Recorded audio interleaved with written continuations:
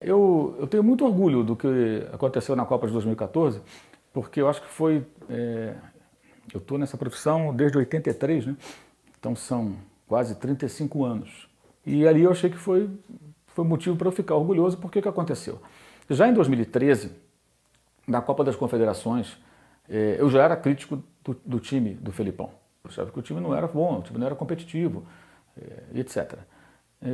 O Brasil venceu a Espanha num jogo único, né? O tempo mostrou que a Espanha também já não era mais a mesma, né? Na Copa do Mundo ela fracassou retumbantemente, mas não tira o mérito. O Brasil fez um jogo perfeito para aquele adversário, naquele dia no Maracanã, e venceu por 3-0. Venceu a campeã do mundo 3-0. É óbvio que o oba-oba tomou conta. E naquela noite mesmo, no linha de passe, eu lembro que eu falei exatamente isso. Hoje foi o jogo perfeito, mas isso não apaga as más atuações durante a competição, o futebol mal jogado, o futebol de ligação direta, com os zagueiros fazendo conexão com o ataque o tempo todo, a bola não passando no meio campo, um jogo rudimentar, um jogo do Felipão, né, que é um técnico absolutamente arcaico. Quando começam os jogos da Copa, a gente começa a ver os velhos problemas se repetindo, né? O Brasil tinha jogado com o Chile momentos antes, classificou não sei como nos pênaltis, né? O Chile por muito pouco não eliminou o Brasil com bola rolando. Teria sido até menos vergonhoso, né, do que o que aconteceu depois. Então, naquele dia, naquela noite no programa, eu fiz um comentário em que eu bati mais forte e falei que o futebol era ruim, que o Felipão era um técnico com ideias antigas, obsoleto como treinador, que eu considerava a mera constatação do óbvio aquilo ali, sabe? Porque como é que as pessoas não estão vendo isso? Aquilo viralizou. E aí o que aconteceu? Eu comecei a ser realmente perseguido e xingado em rede social. Aí aquela bobagem colossal, né? Você não é brasileiro. Primeiro que torcer para a seleção brasileira. Quantos políticos picaretas botam a camisa do Brasil? Políticos ou não? Quantos picaretas botam a camisa da seleção brasileira na época de Copa do Mundo?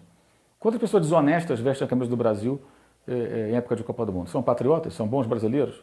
Não são. Aí veio o jogo da Colômbia, né? Que foi um outro sofrimento para o Brasil se classificar, e o 7-1. Aí no 7-1 eu recebi, sei lá, milhares e milhares de pedidos de desculpa na rede social. Você tinha razão, não sei o quê. No final acabou sendo muito positivo, eu acho, porque pessoas que discordaram viram que eu tinha razão, que eu não tem nada a ver com patriotismo, era só uma opinião sobre futebol. E eu percebi que várias pessoas que ou não gostavam, ou não respeitavam o meu trabalho, ou discordavam, até passaram a vê-lo de outra forma. Então eu fiquei satisfeito com o resultado do meu trabalho ali, porque essa é a nossa tarefa, né? Analisar futebol e tentar não antever as coisas, não é prever, dar palpite. Dar palpite qualquer um dá um palpite, mas tentar analisar e apontar defeitos, virtudes. Política e esporte andam lado a lado, né? A política está presente em qualquer situação, né? Você tem política em tudo, numa escola, você tem questões políticas envolvidas, num condomínio, tem um síndico, o outro cara que quer ser síndico, é política, né? No clube social, no clube de futebol, num sindicato. O futebol ele é um ambiente, sim, como qualquer outro, para você manifestar opiniões políticas e manifestações. Quem pensa o contrário defende a alienação, defende os cabeça oca, todo mundo sem nada na cabeça. A quem interessa isso? Essa é a pergunta que fica no ar. A quem interessa propagar a ideia da alienação coletiva? Transformar quem acompanha futebol num bando de alienados que só pensa em besteira. A quem interessa isso? Né? Eu acho que não é interessante nem para os possíveis alienados, que vão virar cada vez mais o que? Pessoas manipuladas por alguém. Né? Acho que essa discussão nem existe, ela é tão sem pé nem cabeça que não existe. Que discussão maluca, né? É um fetiche de muita gente, né? Saber o time do jornalista. Eu não falava o time que eu torcia porque eu acho que isso é irrelevante. No exercício do meu trabalho, isso sempre foi irrelevante. Eu não trabalho para o Flamengo, eu nunca fui funcionário do Flamengo, nunca prestei serviço para o Flamengo, eu não tenho nenhum vínculo com o Flamengo. Mas eu, desde criança, torço pelo Flamengo. Quando eu faço meu trabalho, eu faço meu trabalho. Me interessa o Flamengo. O que eu acho engraçado até, bizarro para ser mais preciso, é que tem muito torcedor que quer saber o time do comentarista, mas não tem interesse em saber, por exemplo, o time do técnico do clube dele. Qual é o time desse técnico aqui? De repente o cara torcia na infância para o rival, mas ele não quer saber. Né? Será que o Carille poderia ser palmeirense? Né?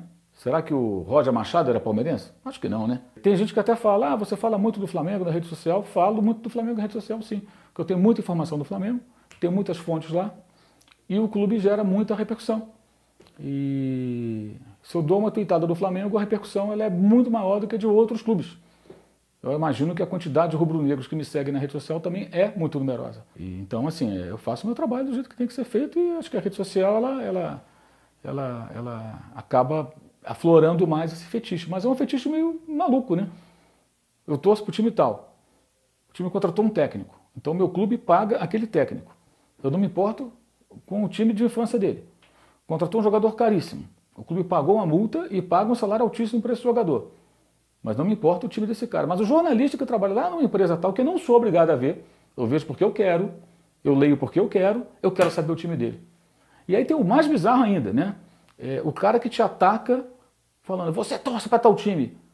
Mas ele fica ali exaltando um outro jornalista que torce para o time dele.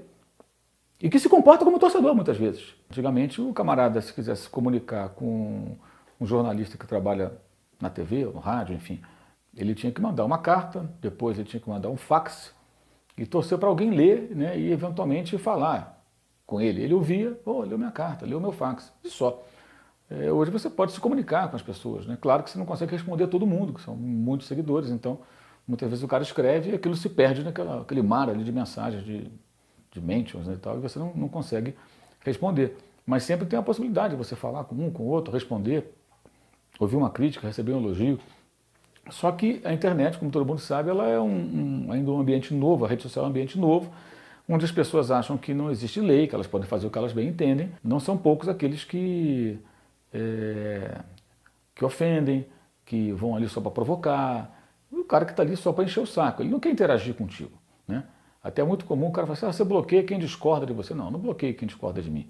Eu bloqueio quem discorda de mim, ou concorda comigo, ou não concorda, ou não discorda, mas que vem com o pé no peito. Eu não sou obrigado a ficar me relacionando virtualmente com essa pessoa. Às vezes eu silencio, que é até divertido. O camarada ele acha que você está recebendo as mensagens dele, mas você não recebe mais nada. Tudo que ele escreve ele está falando sozinho. É até bem divertido silenciar. Mas às vezes o bloco é importante para o cara perceber o seguinte, eu não quero falar com você. Não tenho interesse nas suas ideias. Não me importa o que você pensa. Acabou. Ponto final. E assim você consegue dar atenção para quem merece atenção. Você consegue falar com as pessoas que, concordando ou discordando, elas estão ali contigo, conversando, trocando ideia, compartilhando informações. E eu acho que isso vai melhorar no dia em que a internet deixar de ser terra de ninguém. Na hora que as pessoas que fazem isso começarem a ser, de alguma forma, punidas. Eu não vou desistir da maioria por conta de uma minoria. Eu tenho uma estimativa de que eu tenho assim, 4 a 5% desbloqueados em relação ao número de seguidores.